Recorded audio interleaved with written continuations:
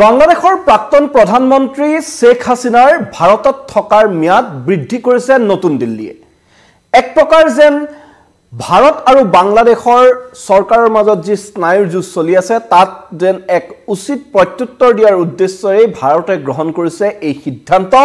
আৰু শেখ হাসিনাৰ ভাৰতত থকাৰ ম্যাদ বৃদ্ধি কৰিছে ভাৰত চৰকাৰে নমস্কাৰ মই মৃদুপৱনে স্বাগতম জনাইছো নিউজ 18 অসম নৰ্থ ইষ্টৰ ডিজিটেল লাইভলৈ আৰু দুদিন পূৰ্বে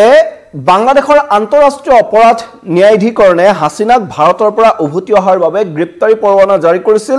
আৰু হাসিনাক গতাই দিবলৈ ভাৰত চৰকাৰক অনুৰোধ জনাই তেওঁলোকে নোট ভাৰ্বেল প্ৰেৰণ কৰিছিল এক কূটনৈতিক বাৰ্তা প্ৰেৰণ কৰিছিল বাংলাদেশৰ যি অন্তৰ্বৰ্তীকালীন চৰকাৰ আছে সেই চৰকাৰে আৰু তাৰ পিছতে এতিয়া নতুন দিল্লীয়ে শেখ হাসিনাৰ ভাৰতত থকাৰ ম্যাদ বৃদ্ধি কৰিছে কিন্তু বাংলাদেশ চৰকাৰে কৈছিল যে 12 ফেব্ৰুৱাৰীৰ ভিতৰত শেখ হাসিনা সহ যিসকল অভিযুক্ত আছে সেই অভিযুক্তসকলক এই ন্যায়াধিকৰণত হাজিৰ হ'বলৈ নিৰ্দেশ দিয়া হৈছিল আৰু সেই দেশৰ ৰাষ্ট্ৰীয় স্বতন্ত্ৰ অনুসন্ধান আয়োগৰ সভাপতি মেজৰ জেনেৰেল ফজলুৰ ৰহমানে কয় যে যদি ভাৰতে শেখ হাসিনাক পঠিয়াই নিদিয়ে তেন্তে আয়োগে ভাৰতলৈ গৈ অনুমতি সাপেক্ষে শেখ হাসিনাক জেৰা চলাব তেওঁলোকে কৈছিল যে যদি ভাৰতে শেখ হাসিনাক পাকিস্তানলৈ প্ৰত্যাৰ্পণ নকৰে তেতিয়া হলে তেওঁলোকে ভাৰতলৈ আহি শেখ হাসিনাক জেৰা চলাব আৰু তাৰ বাবে ভাৰত চৰকাৰে যদি অনুমতি প্ৰদান কৰে তেতিয়া হলে তেওঁলোকে তেনে ধৰণেও এই যে শেখ হাসিনাৰ বিৰুদ্ধে গোচৰ আছে বাংলাদেশত ছাত্ৰ আন্দোলনৰ সময়ত আন্দোলন দমনৰ নামত বহু প্ৰতিবাদকাৰীক হত্যা কৰাৰ গোচৰ শেখ হাসিনা সহ কেইবাজনৰ বিৰুদ্ধে ৰুজু হৈ আছে বাংলাদেশৰ বহু কেইখন থানাত আৰু সেই গোচৰৰ ভিত্তিতে এতিয়া শেখ হাসিনাৰ বিৰুদ্ধে গোচৰ চলাবলৈ তৎপৰ হৈছে যি অন্তৰ্বৰ্তীকালীন চৰকাৰ আছে আৰু সেই প্ৰতিবাদ তীব্ৰতৰ হোৱাৰ পিছত আৰু হাসিনাৰ বিৰুদ্ধে গোচৰ ৰুজু হোৱাৰ পিছত উপায়হীন হৈ শেখ হাসিনাই ভাৰতলৈ পলায়ন কৰিবলৈ বাধ্য হৈছিল আৰু তাৰ পিছত যি মোহাম্মদ ইউনুছৰ নেতৃত্বত বাংলাদেশত অন্তৰ্বৰ্তীকালীন চৰকাৰ গঠন হ'ল সেই চৰকাৰে এতিয়া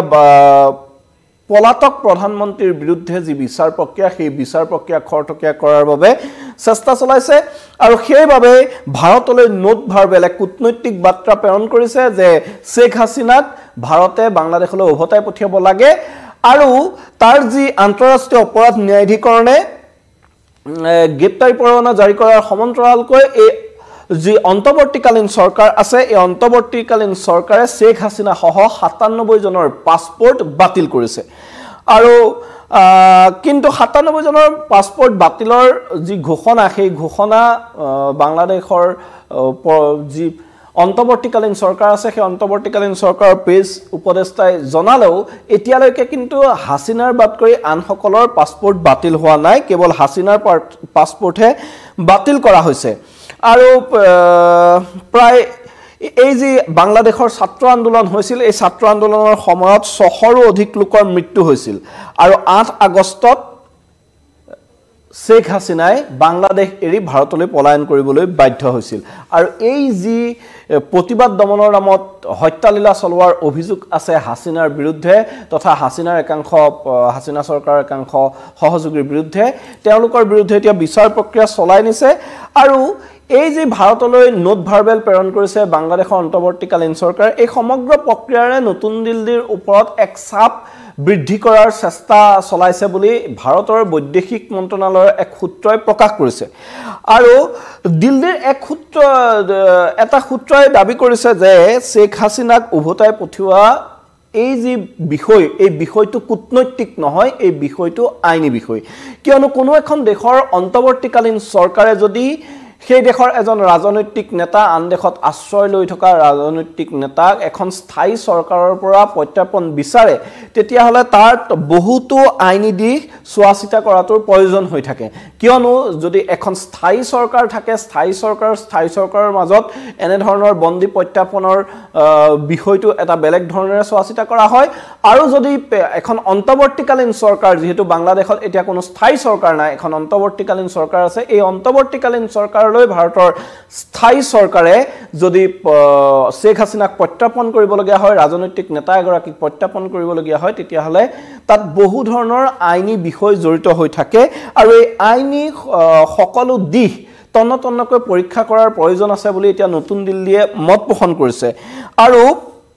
ফলত বাংলাদেশে হাসিনাৰ উভতি অহাৰ বাবে প্ৰেৰণ কৰা যি নোট ভাৰ্বেল আছে সেই নোট ভাৰ্বেলৰ এতিয়া ভাৰতক যথা সময়ত উত্তৰ দিব লাগিব কিন্তু তাৰ বাবে খৰখেদা কৰিব নোৱাৰিব বাংলাদেশে বৈদেশিক পৰিক্ৰমা মন্ত্ৰালয়ৰ সূত্ৰ অনুসৰি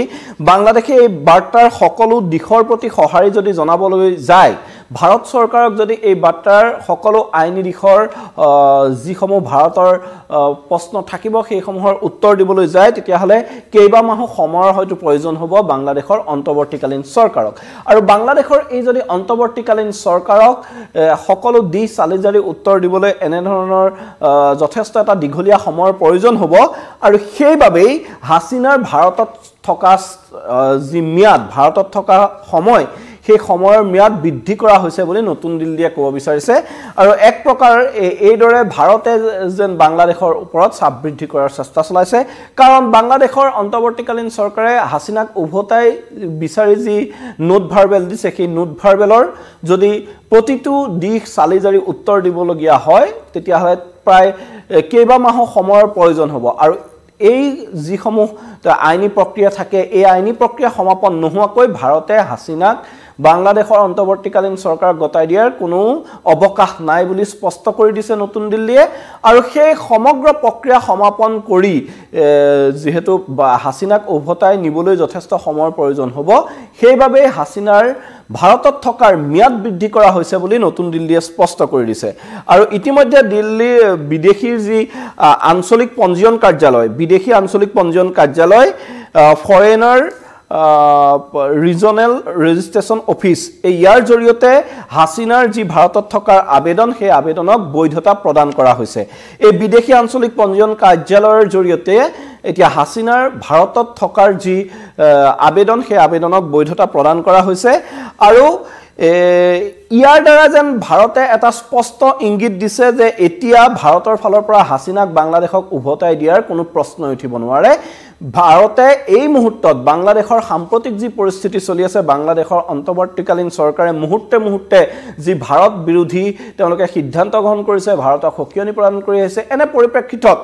হাসিনাক এতিয়া বাংলাদেশৰ হাতত গতাই দিয়াৰ কোনো প্ৰশ্নই নুঠে আৰু সেইবাবে বাংলাদেশলৈ এতিয়া ভাৰতে হাসিনাক উভতাই নপঠিয়াই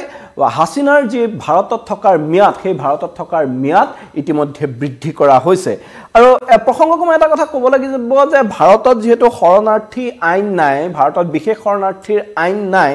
সেইবাবে এই বাংলাদেশৰ নাগৰিক হাসিনাক এই FRR ৰ জৰিয়তে ভাৰতত আইনী বাসস্থান দিয়া হৈছে কিন্তু কিমান দিন ভাৰতত তেওঁক থাকিবলৈ অনুমতি প্ৰদান কৰা হৈছে সেই সন্দৰ্ভত এতিয়াও কোনো স্পষ্ট ঘোষণা কৰা নাই নতুন দিল্লীৰ ফালৰ পৰা ভাৰতৰ বৈদেশিক মন্ত্ৰালয়ৰ ফালৰ পৰা যে কিমান দিনলৈ হাসিনা ভাৰতত থাকিব পাৰিব সেই কথা কিন্তু এতিয়ালৈকে স্পষ্ট কৰি দিয়া নাই ভাৰত চৰকাৰে এটা কথাই কোৱা হৈছে যে যি FRR আছে যি বিদেশী আঞ্চলিক পঞ্জীয়ন কাৰ্যালয় আছে তাৰ অধীনত হাসিনাৰ ভাৰতত থকাৰ বাবে যি আবেদন সেই আবেদনৰ ম্যাদ বৃদ্ধি কৰা হৈছে বৈধতা প্ৰদান কৰা হৈছে তেওঁ ভাৰতত থাকিব পাৰিব দীৰ্ঘদিনলৈ কিন্তু কিমান দিনলৈ তেওঁ থাকিব পাৰিব সেই কথা এতিয়ালৈকে স্পষ্ট কৰি জনোৱা নাই ভাৰত চৰকাৰে আৰু যি ঢাকাই দিল্লীক নোট ভাৰ্বেলক দিয়াক লৈ হাসিনা নোট ভাৰ্বেল দি হাসিনাক ঘূৰাই পঠিয়াবলৈ কৈছিল আৰু এই যি দিল্লীৰ সাউথ ব্লকৰ এক সূত্ৰমতে বাংলাদেশৰ অন্তৰ্বৰ্তী চৰকাৰে এই দাবীক সমৰ্থন কৰিব পৰাকৈ সকলো আনুষ্ঠানিকতা এতিয়ালৈকে সম্পূৰ্ণ কৰা নাই বাংলাদেশে যি হাসিনাক উভতাই পঠিওৱাৰ ভাৰত চৰকাৰৰ ওচৰত আৰ্জি জনাইছে যি দাবী জনাইছে সেই দাবীক কাৰ্যকৰী কৰিবলৈ যিখিনি আনুষ্ঠানিকতা সম্পূৰ্ণ কৰিব লাগে এই মোহাম্মদ ইউনিছ নেতৃত্বাধীন বাংলাদেশৰ যিখন অন্তৰ্বৰ্তীকালীন চৰকাৰ আছে সেই চৰকাৰখনে এতিয়া এইখিনি আনুষ্ঠানিকতা সম্পূৰ্ণ কৰা নাই আৰু এনে প্ৰত্যাপনৰ দাবীৰ কেইটামান গুৰুত্বপূৰ্ণ আইনী দিশ আছে সেই দিশসমূহ এতিয়া ভালদৰে বাংলাদেশ চৰকাৰে চোৱাচিতা কৰা নাই বা সেইসমূহ দিশৰ ওপৰত গুৰুত্ব প্ৰদান কৰা নাই সেইবাবে হাসিনাক যে এই মুহূৰ্তত বাংলাদেশ চৰকাৰক গতাই নিদিয়ে ভাৰতে সেই কথা স্পষ্টকে জনাই দিয়া হৈছে কিন্তু বাংলাদেশেও সমান্তৰালকৈ এই যি পলাতক প্ৰধানমন্ত্ৰী আছে বাংলাদেশৰ শেখ হাসিনা তেওঁৰ লগতে তেওঁৰ আন যিসকল অভিযুক্ত আছে এই ছাত্ৰ আন্দোলনৰ সময়ত হত্যালীলা চলোৱাৰ প্ৰতিবাদ দমনৰ নামত হত্যালীলা চলোৱাৰ অভিযোগত যিসমূহ অভিযুক্ত তেওঁলোকৰ বিৰুদ্ধে কিন্তু গোচৰ চলাই নিয়াৰ তেওঁলোক পক্ষপাতী আৰু তেওঁলোকে 12 ফেব্ৰুৱাৰী সময়সীমা বান্ধি দিছিল কিন্তু ইয়াৰ পৰা ভাৰতৰ শেহতীয়া স্থিতিৰ পৰা এটা কথা স্পষ্ট যে 12 ফেব্ৰুৱাৰীলৈ ভাৰতে হাসিনাক গতাই নিদিয়ে বাংলাদেশৰ হাতত আৰু এতিয়া বাংলাদেশৰ চৰকাৰে পৰৱৰ্তী কি পদক্ষেপ লয় ভাৰতে এক প্ৰকাৰ ভাৰতক যি ভাবুকি দিয়াৰ চেষ্টা চলাইছিল তেওঁলোকে হাসিনাক উভতাই পঠিওৱাৰ বাবে আৰু শেহতীয়াকৈ দেখা গৈছিল যে হাসিনা ভাৰতলৈ পলায়ন কৰাৰ পিছৰে পৰা ভাৰতৰ সৈতে যি মহম্মদ ইউনুছ নেতৃত্বাধীন অন্তৰ্বৰ্তীকালীন চৰকাৰ আছে সেই চৰকাৰৰ সম্পৰ্ক যথেষ্ট তিক্ততাপূৰ্ণ হৈছিল আৰু ভাৰত বিৰোধী বহুকেইটা সিদ্ধান্ত বাংলাদেশৰ চৰকাৰে গ্ৰহণ কৰিছিল বিশেষকৈ বিভিন্ন ক্ষেত্ৰত বাংলাদেশ ভাৰতৰ বন্ধু ৰাষ্ট্ৰ হিচাপে ভাৰতৰ ওপৰত বাংলাদেশ নিৰ্ভৰশীল আছিল আৰু বৰ্তমানো বহু ক্ষেত্ৰতে বাংলাদেশ ভাৰতৰ ওপৰত নিৰ্ভৰশীল ভাৰতৰ সহায় নহলে বাংলাদেশ চলি থকাটো যথেষ্ট কঠিন তেনেস্থলত কিন্তু দেখা গৈছিল যে